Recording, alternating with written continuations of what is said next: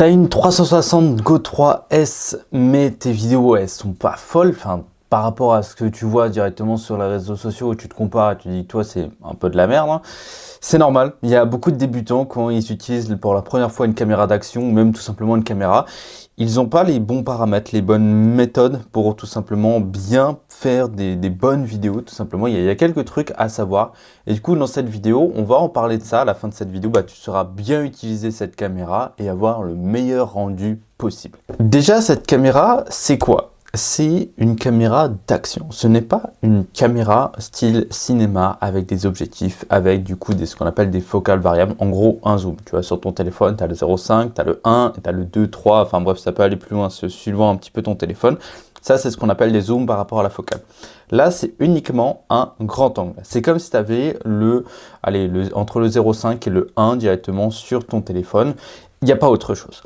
Donc, tu ne peux pas faire différents types de plans. Par contre, du coup, c'est une caméra qui est faite pour la spontanéité et une caméra style POV. POV, pourquoi? Parce que cette toute petite caméra-là qui fait 39 grammes, tu peux la mettre absolument partout.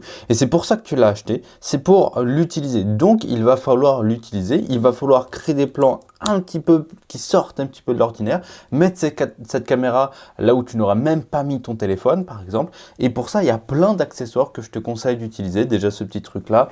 On a aussi cet accessoire-là. Ça, c'est un accessoire qui te permet tout simplement de le coller sur le mur, sur une surface plane.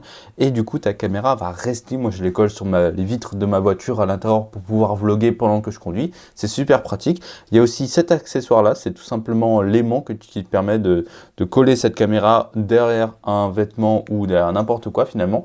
Donc, je te conseille vraiment d'utiliser ce genre d'accessoires. Il y en a évidemment plein d'autres qui existent et ça va vraiment te permettre d'aller plus loin dans ta création de contenu. C'est une caméra qui fonctionne avec un stockage interne. Tu n'as pas de carte SD, etc. Donc, tu as 128 Go maximum. Mais du coup, tu peux tout dérush hyper rapidement directement sur l'application, sur le téléphone pour pouvoir récupérer les vidéos, les éditer et les balancer directement sur les réseaux sociaux d'un coup.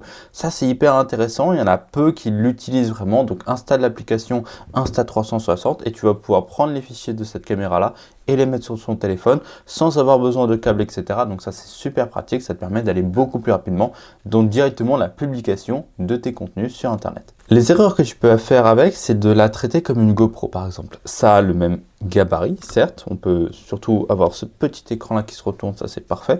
Mais en fait, ça n'en est pas une en soi. On peut avoir le style GoPro, mais on n'a pas la même qualité qu'une GoPro ou qu'une Osmo Action 6. Pourquoi? Parce que à la base, c'est fait pour ça. Encore une fois, ça, il faut l'utiliser. C'est ça ta caméra. Le reste, c'est qu'un truc de batterie, de stockage, etc. Et ça, c'est vraiment le plus important, donc il va falloir l'utiliser. Alors, maintenant, on va parler des réglages. Cette caméra-là, elle fait du 4K 30 fps maximum. Mais là, en 4K 25 fps maximum avec la stabilisation standard. Parce que le 25 fps, ça correspond aux normes qu'on a un petit peu sur les lumières de notre plafond pour éviter les scintillements, etc. Comme ça s'adapte à absolument tout. Ensuite, on a ce qu'on appelle le champ de vision, le FOV. En gros, le FOV, c'est tout simplement si ton angle il va être plus ou moins élargi pour avoir un POV plus ou moins grand. Moi, je te conseille moi je suis en RAW. Et du coup, je te conseille de tester tout simplement par rapport au style de vidéo que tu veux faire.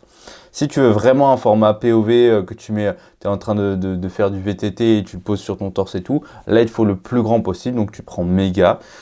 Mais sinon, si tu n'en as pas besoin, tu ne le mets pas. Ensuite, directement, tu as la correction d'inclinaison. Ça, c'est hyper intéressant à avoir. Il faut l'activer à chaque fois. Pour tout ce qui est, quand tu vas sur la droite, tu swipes sur la droite, tu as le choix entre auto et manuel. Laisse tout en auto, ça ne sert à rien d'essayer de faire des manuels.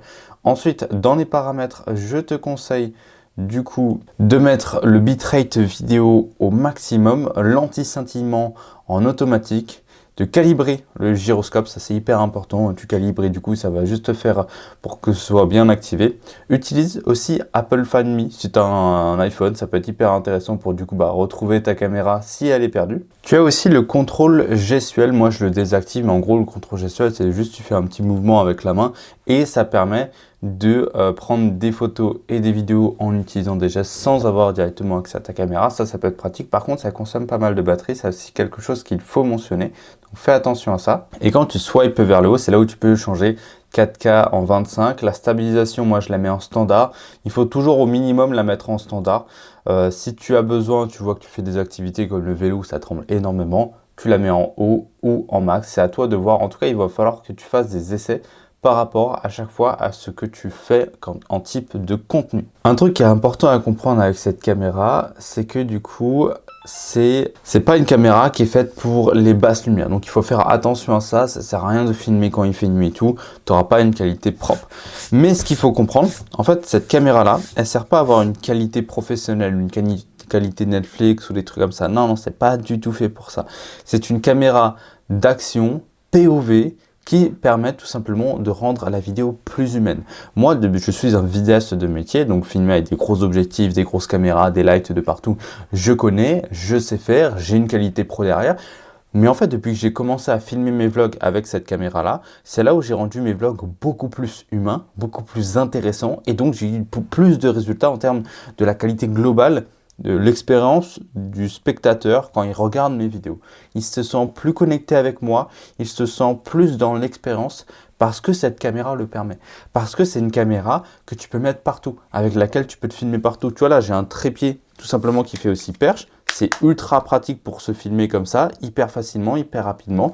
Et c'est un des trucs que j'utilise le plus. Ça me permet d'être plus humain. Donc c'est comme ça en fait qu'il faut voir cette caméra. Arrêtez d'essayer de faire le meilleur plan possible, des compositions et tout. Non. Juste, tu fais un format brut. Et c'est ça qui va faire kiffer les gens. Là, tu as tous les paramètres. Normalement, on a fait tous les paramètres qu'il fallait pour avoir les bons réglages. Mais du coup, maintenant, il va falloir apprendre à bien filmer avec ce type de caméra, parce que c'est pas une caméra faite pour les beaux plans, c'est une caméra faite pour du coup le brut, l'humain, et le beaucoup plus intéressant que voilà, le beau plan bien léché, etc. Donc voilà un petit peu pour cette vidéo. Si tu l'as toujours pas acheté, parce que tu regardes cette vidéo parce que tu es intéressé pour l'acheter, tu as le lien dans la description directement, ça va te renvoyer sur Amazon, c'est là où c'est le moins cher, et surtout tu le testes pendant 30 jours, si ça te plaît pas, tu la renvoies, ça fait plaisir à tout le monde. Enfin voilà, je te conseille d'aller là-dessus. Si tu as la moindre question dessus, n'hésite pas à me la poser dans les commentaires, et sinon abonne-toi à la chaîne, ça me fait plaisir.